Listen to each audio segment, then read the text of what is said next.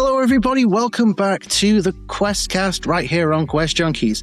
As always, I am Patch, your ever humble dungeon master, normally reprising the role of everybody else, but today reprising the role once again as the podcast host. And today I have the most fantastical guest you could ever even begin to imagine having. An introduction? I don't think an introduction is needed, but my dear friend, please introduce yourself. Hello, I'm Amy Vorpahl.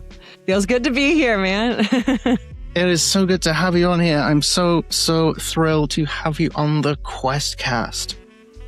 Okay, so what we do here at the QuestCast is we like to explore the journey of the creative. So we like to look at where they started, how they got to doing things like TTRPG actual plays like we do here at Quest Junkies. And it's a chance for our audience to hear stories that they may assume be totally different, but then find similarities and inspiration and all that sort of thing. We have things like a lightning round where we might throw in some rapid fire questions and then judge ourselves later for the answers, or just pretend we never said anything. Awesome. So yeah, the best place to start is always at the beginning. So where did your journey start as a creative? As a creative person, I guess when I was... So I grew up in Malaysia, and we went to an expat school, and that just meant there were 4 of us going to this teacher's house.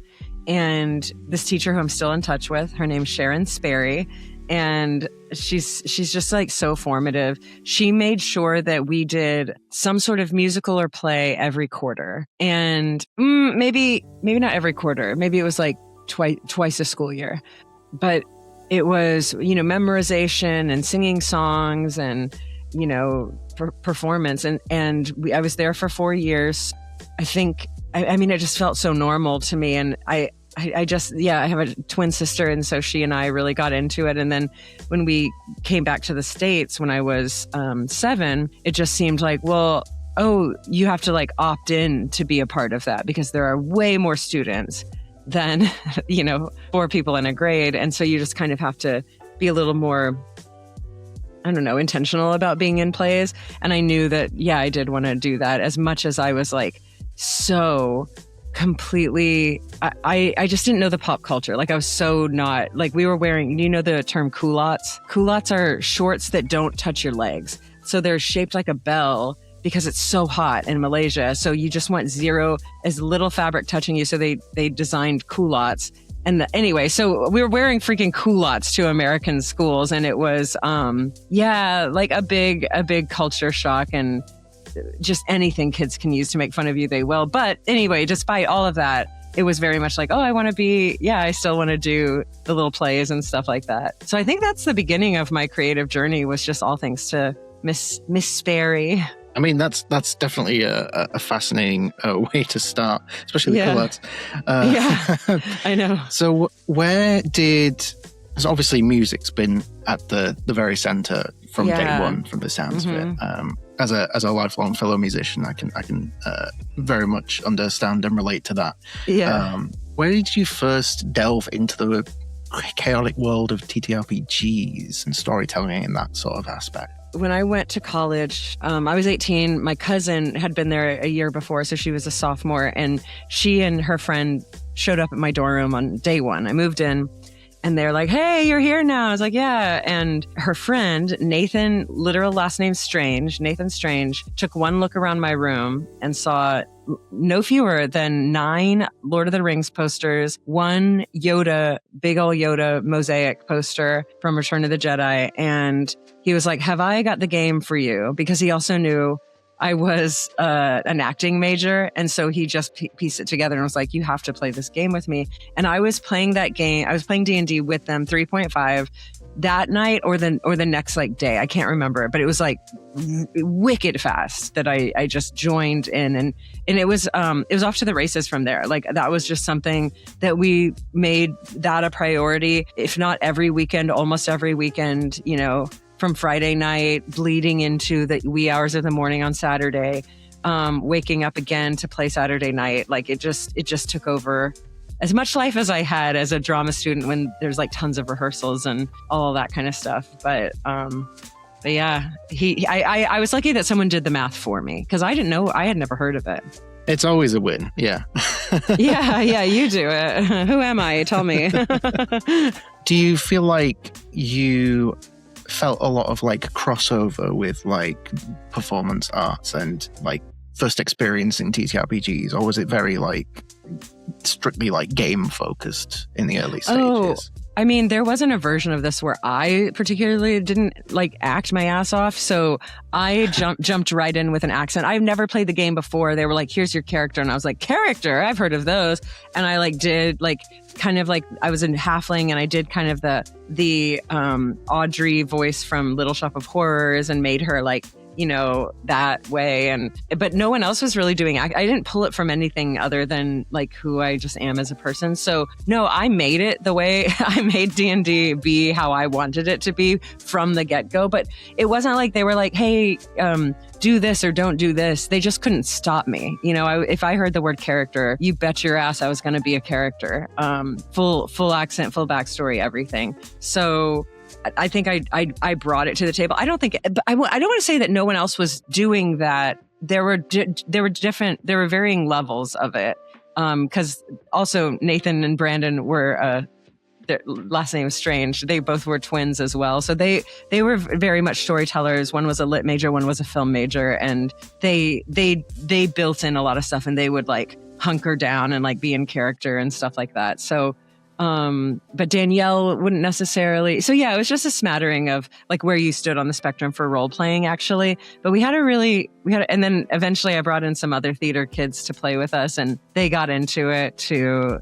And yeah, it was really welcoming to like Kyle was his name, Kyle Whipple. And he was a dungeon master. He just like rolled with everything. I think I got really lucky with my first D&D experience. Like he just knew all the rules. He knew how to handle people. And I think that's not everybody's first experience. It's just someone who really, really can hold your hand, but also let you, soar. I want to talk about playing and also GMing a little bit later on, but like in terms of playing, like what kind of characters do you enjoy exploring the most? Is there like a specific one that you keep coming back to, or are you much like myself where you try something new every single time? Or yeah, it's new every time. Even if it's a one shot, I'm like, ooh, here's another thing, because you live life, and I don't know if you've heard this tale from Elizabeth Gilbert. She wrote a book called Big Magic. And then she did like a podcast where she would coach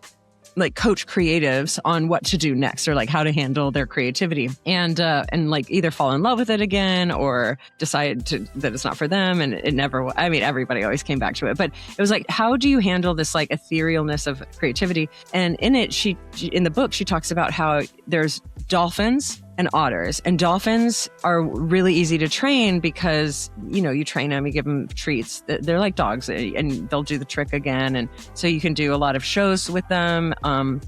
And otters, you give them like a puzzle or a thing to do and they'll do it and then they'll never do it again because it just seems like their attitude is like, well, I already did that. Why would I do it again? And I think a lot of us are otters. Like, I think a lot of us are like, check, like I have that experience. Why would I like in a world that I think as humans, we crave novelty as well. But when you have the infinite choices, yeah, why wouldn't you expand your reach and try something new? So anyway, I relate a little bit to otters. And even if it's a one shot, I'll try something new. And I mean, yeah, I do have a finite amount of voices I can do, but as far as characters and like ways and behavior and emotions that I can tap into, I do like to, go off. My favorite character, I think, of all time, I'm reminded of two. Well, obviously Nefariel Beneden, that was the halfling that I first played. And we played up until we played for years, 3-4 years, and got to only like 17th level. But then there was Tak Sullypond, a dwarven warlock, who was just like really positive for being so haunted. And then Lawnwood Lowstorm Beck Baba Becca, who was a druid Goliath and was very, very into, like she all the rest of her tribe got fairies, like the way the Kokiri get fairies, and she never got a fairy. And so she was like, she was like on a quest to find a fairy to fit in. And she wound up, obviously fitting in with her adventure party, like her tribe. Like she kept on saying, like, this is what matters. And then, sorry, there's another one, Barky, who was, I built her as a barbarian. I think she's a human. Yeah, barbarian human. And as soon as I got to level 2, I made her a cleric, and then she got levels and levels and levels of cleric. So she's like barbarian, 1 level of barbarian, and then and by the way, they don't mix. So like, I talk about the worst build of your life, because everything is like, it's clerics are so much about concentration spells, and then barbarians are about getting into, so it's like you can't concentrate if you're constantly getting hit, and if you use your bonus action for a rage, like everything contradicts each other. You have to get out of your rage to do so, it's like so don't recommend. But that was her, and she wound up having quite a bit of main character energy, but I think it's because of how traumatized she was as well, and she just had a really good villain that we wound up like all hating. So there you go. Too many to count. I'm so sorry. And then we shift into like the forever DM mode, where it's like, characters, what are they? I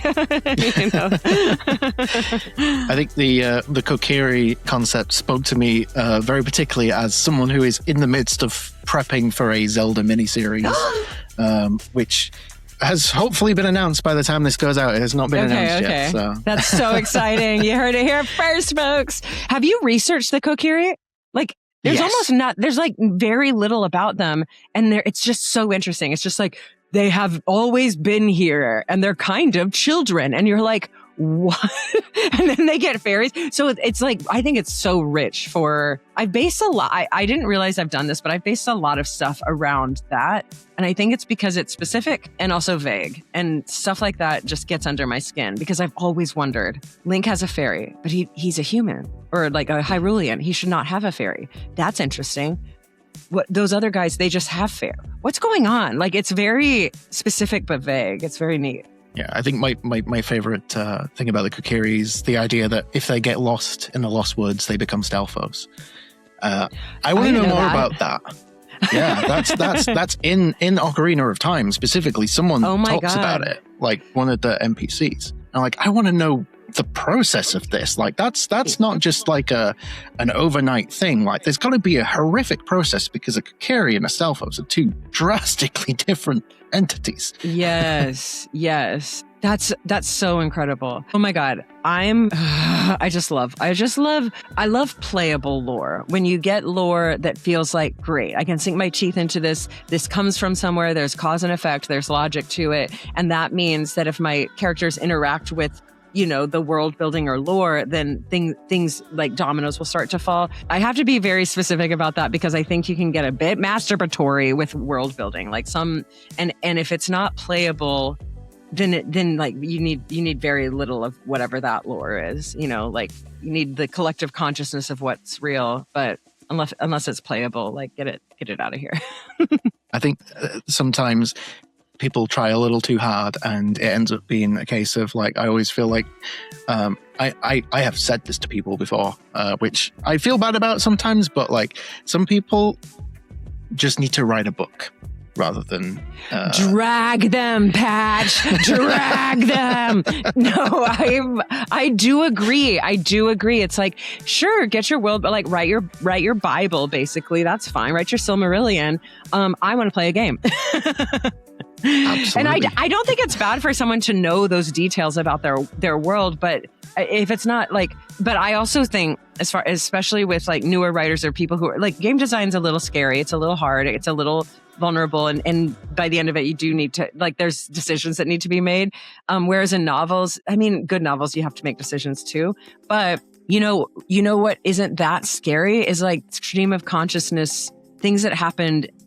It's like it can be a way of avoidance, I've found, to just like build and build and build and build and build and build your world.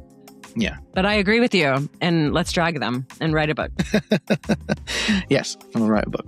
You've worked in like many different corners of creativity, shall we say. Yeah. You've worn many hats in the space, like from comedy to actual play to your most recent project, the incredible musical. Who is she? She can't be tied down. So annoying. What is it about this sort of storytelling space of tabletop games and everything surrounding it? What is it about this space that keeps it exciting for you? I will say, so I don't know, I don't think anyone knows that I did this, but I was the creative director for Alchemy's hardback book, campaign and world setting, Dark Symmetry. And it was a 150,000 word book. And I wrote most of them, probably like 70% of the words, managed a team of writers to fill in the gaps. And after that, I got really clear with myself. I was like, this isn't the job necessarily for me. Why? Why isn't the job? One, I want to own my IP. I feel a very strong sense that like at this point in my life, I would like to, like the things that I develop directly impact my well-being and welfare and financials. And two, I will write all day long as there's a performance aspect at some point. Because I think that doing like writing for a book that just winds, put it on a shelf, it can be a doorstop, whatever, then that's not that interesting to me. Obviously with D&D, you can play it and perform it in actual play and all of that.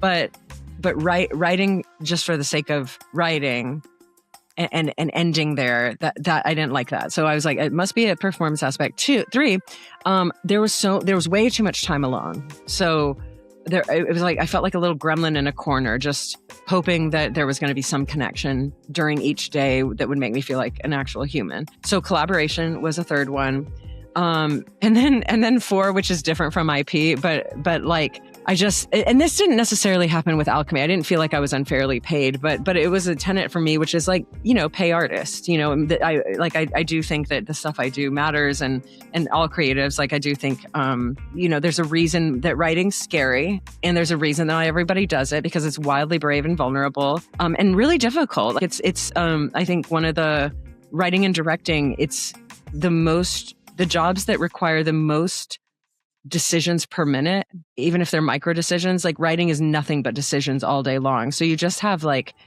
you should be paid for that. It's exhausting. It like takes up what I call your mana. So those were all 4 of the things. I think with TTRPGs and actual play, you get all of that. You just get all of that. Kind of. I mean, maybe not the money. Well, to be honest, but you have your IP. It's 100% collaborative. So it's like, it ticks a lot of boxes. The other thing is, as a writer, I've also sold like a half-hour sitcom to Hulu. And during that process, it was really fun. It was really cool and really fun. And it was called Must Love Dragons. And it was about nerdy girls in the digital space trying to date, but they were the Big Bang Theory guys. Like they were the ones who were like pretty socially inept. And the guys couldn't keep up with them because they were like so deep in their fandoms, for better or worse. I get really excited talking about it. It was the coolest thing I've ever done. But there was so much overhead. There was so much like decisions that weren't necessarily made by me or my co-writer. Like it was like, oh, it has to be this certain way. And it was like, okay. I mean, it wasn't that I disagreed with everything, but it was like, yeah, we had rails. And I guess what sucks now is there's no like thing I have at the end of it. And we took so much care and time to make it not only good or like what we believed in, but also what the studios believed in and all of that. And now there's nothing to show for it. And with it, conversely, with an improv show, you have nothing to show for it at all. And that's kind of magical. And with a D&D show, you split the difference. You do have something to show for it. You're not alone in the storytelling. You didn't have to spend years writing and crafting the beats and the pages and the camera movements and like what the visual aspect. So it splits the difference in this magical way, where you get to have a product without too much prep, So I love that too. It's interesting. I've had this conversation a few times recently with people about the big thing I've noticed within certainly the last 12 months of like making D&D content, TTRPG content, making actual plays especially. I find it a struggle to watch other actual plays and really immerse myself in them, because after 5 years of making them, I cannot help but look at them from a production standpoint. I know. And it's just like, oh, that's, instead of being deep in the lore of the episode of whatever I'm watching. I'm like, oh, that's a really good, like, I really like what they've done with that overlay. Oh, that transition was really good. Oh, I'll have to find out where they got that music from. That was really good. Like, that's so funny. It really frustrates me. Absolutely. That makes so much sense. Let's shift gears a little bit. Let's right. get a little bit more, I say specific, probably a bit deeper to start with. What does storytelling mean to you? Yeah, that's tricky. I mean, I guess there was a time, maybe like 15 years ago, when it was kind of everyone felt like they could change their title to storyteller. And I mean, filmmakers, actors, editors, D&D players, and we all became storytellers. And I guess I don't mind that, but it did become like, well, we do different. we do it differently. It's like totally okay. But I just remember the shift. There was like this shift on, I think I was on Facebook at the time, and everyone had changed their like title to story. Do you remember this? I don't, maybe no one else does, Loosely. but it kind of, man, I don't know why I'm about to have a negative take on this. I have a negative take, but it's only because I've learned that labels like storyteller, like nouns, are literally for other people. Nouns are for other people. So it's so that they can quickly put you in a box. And that sounds so bad, but like none of us have the time to like see everyone else as an infinite person. Like none of us do. Like even me, like if I'm looking for a specific writer, I want to know, yeah. Got it. You're a storyteller. What do you do? Because I'm hiring an adventure writer who needs to know 5e mechanics and use them to tell it, to do narrative in a linear but hub and spoke kind of fashion. So is that what you do? I get it. We're a storyteller. Let's move on. So I will say nouns are for other people, and then the verbs are for you. Like, so if someone, I guess I don't know where I'm going with this, but follow me, where people are like, I'm not a writer, I'm not a DM, I'm not a songwriter, whatever that is, you're like, okay, that's fine. Are you writing songs? Are you writing anything at all? Like the verb is kind of like what you can control, and the noun is just for other people, so you don't have like, a spiritual, up until 4 a.m. conversation of all the person that you are. Because we literally don't have time. So storytelling to me, being a storyteller, a bit of a cop-out, kind of. I get it. It depends on the thing. If you're giving a speech or whatever, yes, we're all storytellers. Like, I do fundamentally believe that every human is a storyteller. But if everyone's a storyteller, then isn't no one a storyteller? It's like, where does that's fine.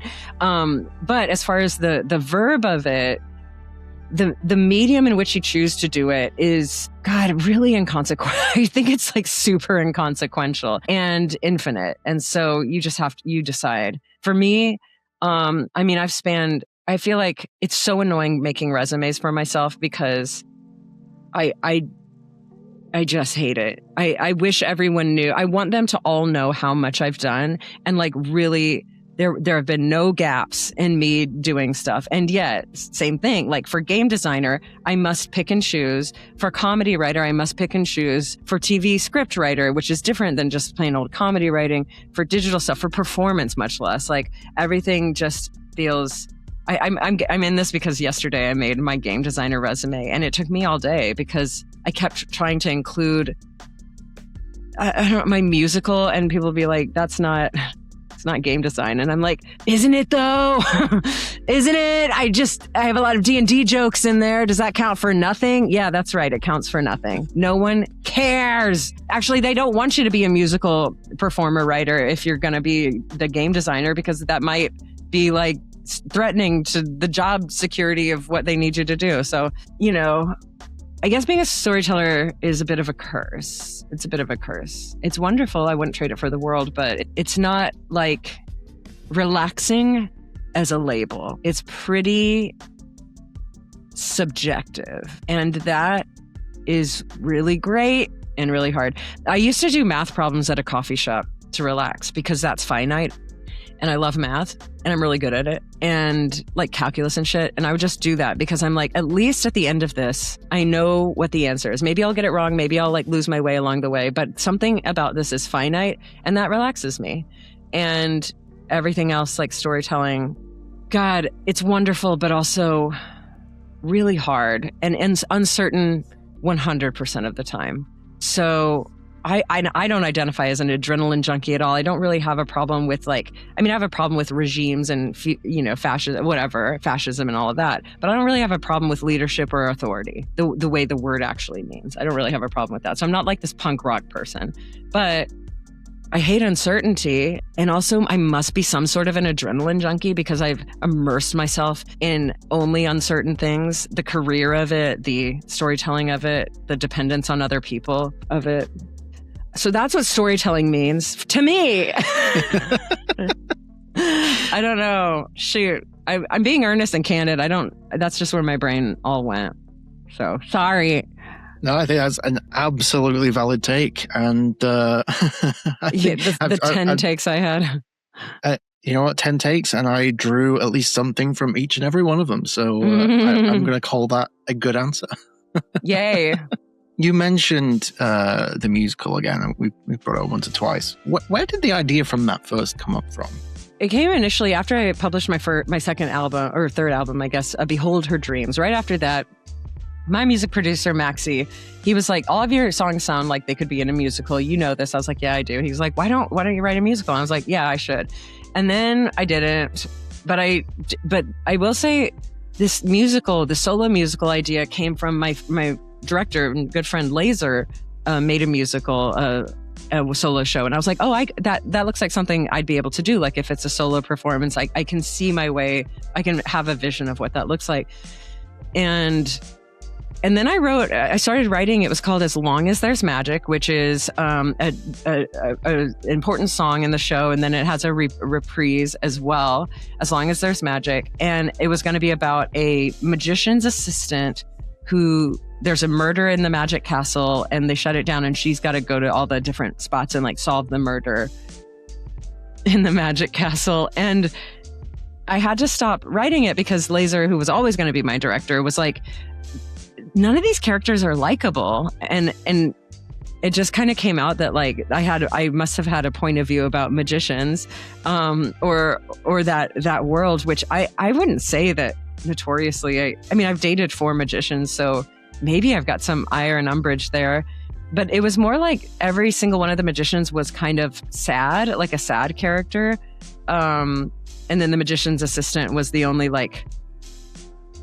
so it was just not, it just wound up being it wound up, whatever I was writing wasn't, Laser was like, it's kind of icky. It just feels not celebratory in any way, or even if you're making fun of them, it's not out of respect, it's out of something. And so anyway, it was called As Long As There's Magic.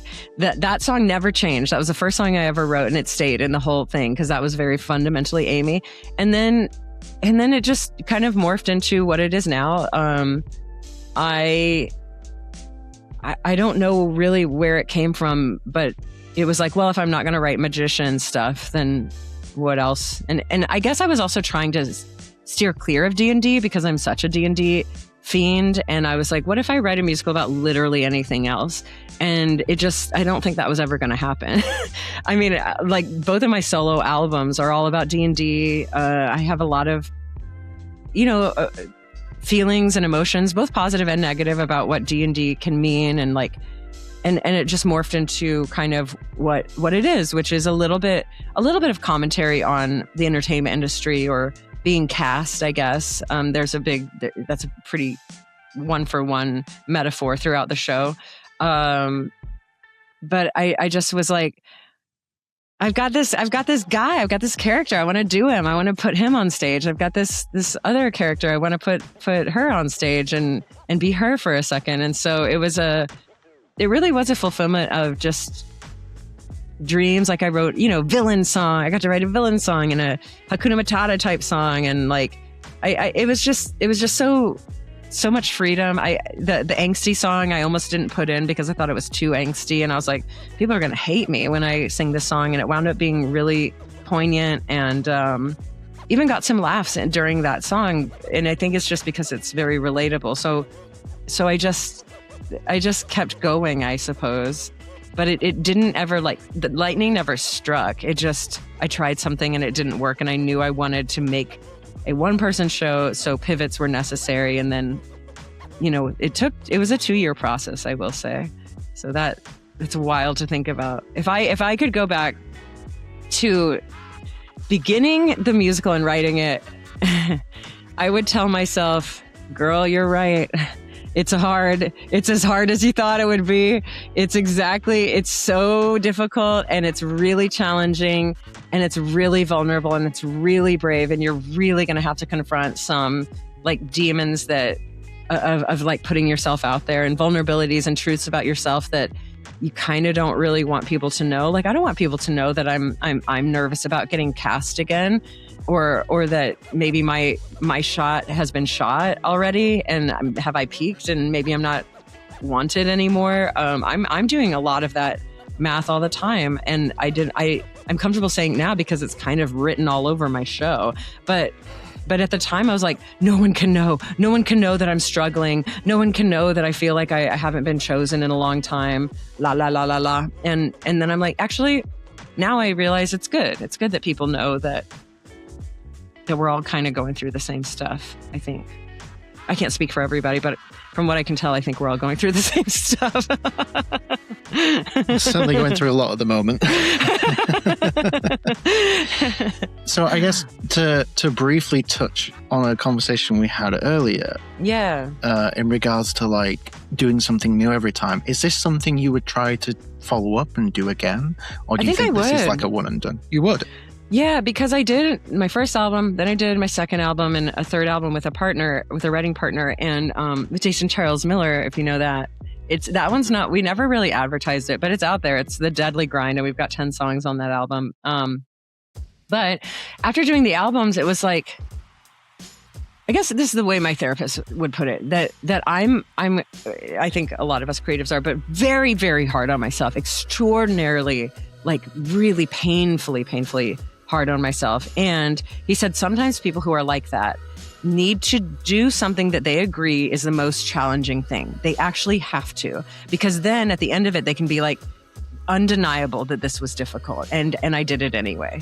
Sometimes when you do something easy, you're like, who cares? It doesn't matter. That was easy. Who cares? So you have to do the hardest thing. And I'm like, that's me. Yes. So I had to do the hardest thing. Would I do literally the hardest thing again? I think I would. I can't imagine something more difficult, because you start doing it, like even expanding it into like a bigger cast or a TV show or something like that. I mean, that seems like it would be interesting and fun, and I would love to sell a show again and actually get it made. But as long as the things get bigger, you get more and more support. And so as it gets bigger, you cast the roles out, and you don't have to memorize as much or sing as much or challenge your voice as much. Or learn how to speak German for God knows why I wrote some of it in German. I don't know, but so the challenges become, or the product becomes bigger. But I can't imagine something that's more challenging than writing a mini musical. Like, it really isn't. It's barely it's a one-person show just by nature of what it is. But it honestly it's a musical. There's narrative there. There's story. There's character. There's relationships. The people are talking to each other. There was no one who saw it that wasn't like, this should be animated. Like, I was seeing the picture of what it was in my head. Me too. So it's like a solo show, but more like a mini or a musical. I don't know. There's not I wish I could find a nice noun, a category for it. But yeah, I think I would do it again, only because it is the most challenging thing I have thought of and still can think of. It was really fun too. And the performance that I did, that it's streamed and everything, I'm so proud of myself. That was the first time I had put it up in front of an audience ever. I never did a preview or anything. It really was prepped and written so hard beforehand that I think what the product was that people got felt really tight. And I'm really proud of it. Do you think having the audience enhanced it? Yeah, I do. Yeah, and it really was an audience of my biggest cheerleaders, and they wanted it to succeed more than anything. Like, it was such a moment. It was like, I'm not in a relationship yet. Fingers crossed, girl. She's trying. Okay, but I haven't been married, and it does feel like it was a wedding day. It felt like, oh, she's a princess for a day. It also was near my birthday. So So I think everyone deserves at least one day like that, where it is a true celebration of who they are. And if they're an artist, a celebration of their art. And it really, it was magical. I felt so supported. I felt like I couldn't mess up. I was scared to go back and watch some of the things because so much of it, I feel like I blacked out and couldn't remember what happened or like how I did things. And then when I went back, I was like, no, that's pretty good. Like there were so many songs I was like, I messed up every note in that song. I was flat, I was sharp, da da da. And I went back and I was like, actually, like pretty good. Some of the songs, and I couldn't sing. Oh my God, the songs that I wrote, like Jesus Christ, Amy, like give yourself a year ago, I couldn't have sung those songs. Like there were so many, it's so rangy because I'm playing men and women, and I didn't let myself off the hook at all. I just was like, well, I'm singing these songs, so let's do voice lessons and figure this out. So that was really, really cool for me to like have, build in those innate challenges of, I think I hard belted a C sharp, which as far as anyone knows, like if you're my voice type, I wouldn't say that's necessarily like, I don't know, people would say it's difficult, but for me, it was a new thing to do for sure. Because I didn't even know how to belt a year ago, much less like belt like I think I can safely mix belt or belt really easily at an E flat. But that's like a full step, and that's a full step lower. But in my mind, it's so mental that it's like, we're getting up to a thing I can't do. And the fact that I was able to do it live felt really good. So, yeah. Yeah, I really enjoyed watching it. And thank you. I hope more people get to do so in the days and weeks and months and years to come. Yes, I'm touring it and doing my darndest to get it at conventions, or at least theaters near conventions, because at the time of the convention, so like taking people away from the convention, but it's I believe in it, so I'm hustling. Oh, yeah. All right, I think it's time to jump into our newer addition to the QuestCast, our lightning round of questions. Okay, so, heck yeah. Here's how it goes. I'm going to ask you a series of questions. Usually we just say the first thing that comes to your mind. If it needs unpacking, we'll unpack it. If it's best to just move on, we'll move on. That's so good. Oh, that's well phrased. You're like, if your spidey senses start tingling, you're like, up. What was that? Okay, that's really funny. Okay, I'll be prepared. And if it's too extreme, we'll just cut it out in post. It's fine. Okay. All my answers are penis, and you're like, Amy. Are you okay? For Quest Junkies, that's probably fine. In all honesty. Amazing. All right, we're going to start off with a nice, easy, simple one. Dice Goblin or Dice Minimalist? Aspiring Dice Minimalist. Ooh, interesting. An aspiring minimalist. Yes. So there's a struggle potentially. Yes. I'm allowed to have evolved over the years. So when you start out, Dice Goblin, hundreds, maybe thousands of dollars on dice, fine, we'll allow it. But what if you don't need all this dice? And what if, do they all spark joy? I don't know. So I feel that way about Magic cards too. So I'm an aspiring minimalist in many places in my life right now. So I gotten rid of any dice? I have not. But I will say it changed. Oh my God. The merch for my friggin' show. I ordered 500 sets of 7 dice of the, of a dice bag. So I'm like sitting on 2 like massive, like you wouldn't even believe, cardboard boxes of just my own dice that I've got to move that merch, baby. And it is like terrifying. I hate it. I need it. So yeah.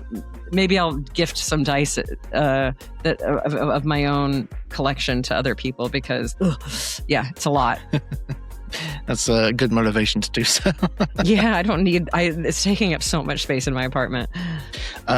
Tavern Brawl or Dungeon Crawl? Tavern Brawl. First reaction is only because interpersonal. Like Dungeon Crawl can be really removed, and maybe you're solving puzzle, but it can lean a little less interpersonal, and I like the conflicts. Roleplay focused or combat heavy? If I have to choose roleplay, I'll always choose roleplay. But I also like what I call pushing the buttons of my character sheet. Like why have a video game controller if you can't press the buttons? So if we're only doing roleplay, I mean, I guess if it's a game similar to like I'd say Blades in the Dark, or I guess, I don't know. There are other games where it is like, oh, we're going to be role playing. That's fine. But if I've got a character sheet, I will probably be disappointed if I don't get to, press ABAAA on the character sheet. Deception or persuasion? Deception. Okay, interesting.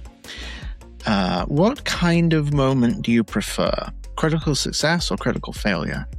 My first thought was critical failure. I think, don't bring me to a casino. Like I'm the demographic. People like to lose so that when the wins are sweeter, I guess. But we don't need to go into what that subconscious is. I find that if people tend to be GMs, then they tend to gravitate towards critical failure because it leads to interesting. It's interesting scenarios. Yeah, I think that's it. It's like I know how it goes if it goes right, and so do the players. Mostly, you achieve what you were trying to do. That's great. The improv and the weirdness of life comes in when it's like, whoops. And that's when it just goes awry, and you can still, who is it? The Lazy Dungeon Master, Sly Flourish, talks about failing forward. And it's like, that's the most, that's why we watch TV shows too. It's like, it's more authentic to have some failures in the mix. I like it. Okay, cool. Yeah, go DMs. Fail forward. Hell yeah. When it comes to character backstory, do you prefer more or less? Well, there is a limit. How many words? Let's say if there's like 500 words a page or 400 words a page, give me I'm good with 2,000. 2,000's a nice little sweet spot. Any more than that, fuck off. Like maybe you've decided a little bit too much, like especially if it's pre-playing with people. I don't know. You can get a little. It's just not what D&D. Again, you can get really masturbatory with the lore as opposed to what happens in the moment. And if you've decided who you have been, it can be similar to making whatever story you want to make, writing a TV show or whatever, and then refusing to cut your darlings. And it's like too much decision. So yeah, I don't know. I guess some. So I guess I don't know. Most people I know wouldn't even go to 2,000. But it's like my experience is if someone goes to 2,000, they're not going to 2,000. They're actually going to 10,000 words. And it's like, no. I guess less is more, but also write more. Most people, it's like write more. Go for it. Tell me some stuff. So I would say for the vast majority of people, you probably need to write more to help me out as a dungeon master. I don't know how to punish you if you don't give me something. That's not true. Valid. I know exactly how to punish you, or I'll find out soon enough. Love that. Do you have a favorite one-liner that you've ever heard or delivered at a table? I'm thinking of Lawnwood, Low Storm, Beck Baba Becca, and she always said she would say, that is tribe, that is family. And she talked very stilted. And then people started saying that a lot. I guess also with Barky, she was she would always go, family, which was so annoying, but really fun to be the one being annoying. Mm-hmm. So maybe I'll go with that. Family. God, how did she talk? She was so annoying. And she wound up being having a lot of main character energy. That PC. I think she was kind of like this, she was a human, but really sad and giving something I guess I'll hear. It was so, what a character. Why did they let me play her that long? We'll never know. We will never know. Family. Yeah, it was that. That's what it was. Dang. There we go. Okay. I like this question. If your play style or your GM style, if that's easier. Okay. If it was a movie genre, what would it be? 90s Disney. Easy. I didn't choose it. I didn't choose this. I didn't know that this was my style until Goblin Mode and until a few really recently. I don't think I would have answered this, but objectively watching stuff back. And there was one moment that I was like, oh my God, who am I? When we got art for Goblin mode, and so I got to describe the big bad guy, Unzug. Big, he's ultimately like a good guy. I mean, whatever, spoilers, who cares? But he's the overlord of a dungeon, and I send in my description, and he's the colors are black and red. He's got like a smoking anvil as an insignia, goatee's an elf, so he's very Strahd. He's like Strahd-like, widow's peak, and thin and gracious, but also like a little hollow boned, and not hollow bone, hollow skin. His cheeks are hollow, whatever. And I get it back, and it's like, my dude, when I tell you, I described Jafar down to the python staff, because like the staff of the snake is a thing in D&D, and I was like, oh, he should have one of those. And I was like, oh my god, what have I done? I described Jafar, and like and then I looked back on the other episodes we've done, and I'm like, oh, it's 90s Disney. Everything is 90s Disney. So whoops. I couldn't. I mean, I would even say my freaking musical is 90s Disney. I don't try. Das ist mir wurscht. Somebody said that's the Hakuna Matata of our time. And I'm like, that was not, I didn't go in there going like, I'm going to write a Hakuna Matata song. But you heard me later, like in this interview, I was like, oh, I got to write a Hakuna Matata song. I didn't label that. Someone from the chat labeled it. I was like, actually, you're dead on. That's right. The villain song in my musical sounds very similar to Scar or Ursula. Like, oops, like that's it. I think that is it. And I didn't choose it, and I wouldn't have chosen that. I don't want that to be my style, but you are who you are. Amazing. Which fictional character outside of tabletop would you say would make the most terrible party member? Oh, okay. I've actually had like an experience with someone like this who wanted to play a character like this, and it's not, and she was very funny and everything was great. But someone like it's a cartoon character that I'm thinking of, and I don't know the cartoon or whatever, but she just kind of talks like this, like maybe we should all, yeah, that sounds good. And it's like, actually, it's not a good party member.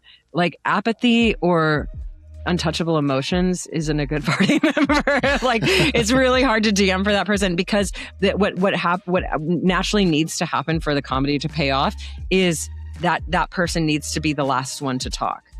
And that rarely is like, okay, that it's like, and this person's going to be our button. There's 6 of us, and every single time this person's going to have the last word. Like, no, I just don't think so. Like, it's just not going to happen. So the way it builds up is like, oh, that, and then some apathy, but there's no like cut. Like you can't just be like, and that's where we'll end it, because maybe stuff has been decided, maybe not. Maybe some people have something else to say about things. So it's really, really difficult. So an apathetic, like too much of a dry character, I just kind of won't allow anymore, unfortunately. I think it's funny for sketches. I think it's funny for narrative TV and all of that, but it's really hard to come back from when you've decided that that's your character. It's really hard to invoke exactly the way you want to play it, which normally means a little bit of devoid of emotional stuff and just like a heady thinker. Not. You can have a little bit of that, but yeah, it's really hard to achieve that nuance especially when the idea that you have is in your head. Like this isn't like, I think it would be a bad player. It was like, no, that's actually really hard. It's even hard for me as a DM. I'm like, I want to give you your spotlight moment, but you literally say like a dry one-liner. So it's hard. Like I'm not like the most. It's hard. The final question of the lightning round. Oh, final. Here we are. The best TTRPG sessions always have a little bit of blank. Oh, tension is the word that's coming to mind. Yeah, I also mean like sometimes I haven't really run into it because it's pretty great, but like even in between players, I mean, maybe even especially between players, but sometimes between the players and the DM, I mean, I think it's like relationships, because you can have, if you're like in a relationship and you never fight, what the fuck's going on there? Like and if you're in a relationship where you always fight, then what the fuck's going on there? But if you like a D&D, if there's a little bit of tension and you're able to like pull through it, it's quite memorable. And I really, I think, not that I want, oh man, God, I think I'm coming off quite negative, but I think I'm also just a realist, like pragmatically. I mean, it's not something you go for, but if you have it, I guess that's it. Like if there's a safe enough space where tension can flourish and because you're going to move past it and something's going to happen. Those really are the most memorable times I've ever had. Yeah. So it's tension under the right circumstances. Yeah. And with the context of safety. Yeah. Like we're all going to be friends. Like it's fine. Well, congratulations. You made it through the lightning round. I was supposed to come up with a prize last season. I still have not. So I owe you some sort of prize. I'll figure that out at some point. I love it. Good for me. God, I deserve it. I deserve a prize. You deserve it. So we've talked about the past. We've talked about the present. Let's look ahead before we wrap up. What are you most excited about right now? I mean, you are catching me 3 weeks after I've premiered my live show. So there's a big window of like, oh, what's next for me? And I've been applying for some jobs. I think I'd be a really good game designer or narrative designer. I've done all of those things in the past, or maybe even a community manager. I also am learning how to be a bookkeeper because, again, I like math and finite things. And I think there's a part of me that's craving something sustainable and like a tradesman job type of thing. We'll see. Probably, probably not, let's be honest. But why not? I'm kind of just exploring right now and touring my show. Very excited to have an excuse and like a desire to go to cons to like have people see my show. That feels really, really fun and good. My next date, I don't know when this comes out, but April 10th, I'll be in Philadelphia and at the Side Quest Theater for a night. And then the next night or the next day, I'll be teaching a Dungeon Master School workshop. Oh, wait, I do have things going on. I'll be launching my DM school again later this year. The first beta was a 12-week session, like school. The next one was 8 weeks. I'm going to be doing 10 weeks this time. And that'll be that's I'm going to finalize it there. And then I'm also hosting, we haven't announced it at all yet, but it's called DM Fest. And this is my thing I've been wanting to do for a long time, ever since I launched any sort of educational D&D stuff, is I want to highlight and champion DMs in a very public way. And so I'm partnering with Che Peku to bring DM Fest to life. And it's a 3-day event where we'll have 3 2-hour games every day, Friday, Saturday, Sunday. And it'll be like a big kind of advertising push for Che Peku because we'll be using Alchemy VTT, and they own Alchemy, and I was like a board member for Alchemy for a really long time. And it's at one point a shareholder because I believed in it so much. And then, and I still do. And then it'll also like ideally like be a big push for DM school of like showing, because a lot of the people who come to DM school have been like, I couldn't be a DM, and I certainly couldn't be it like on a podcast, but it is what I really want to do.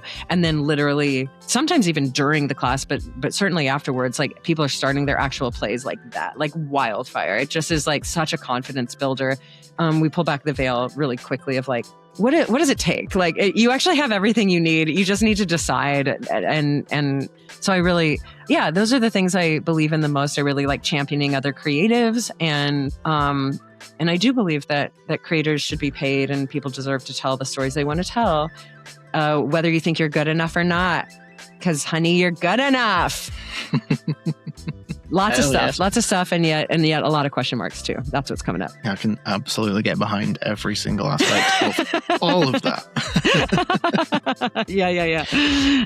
One thing that I am making sure to do on this season of the QuestCast especially is, before wrapping up, highlighting or giving you as the guest the chance to highlight someone you would consider an unsung hero in the space, like someone who doesn't really get as much recognition for what they bring as you think they would deserve.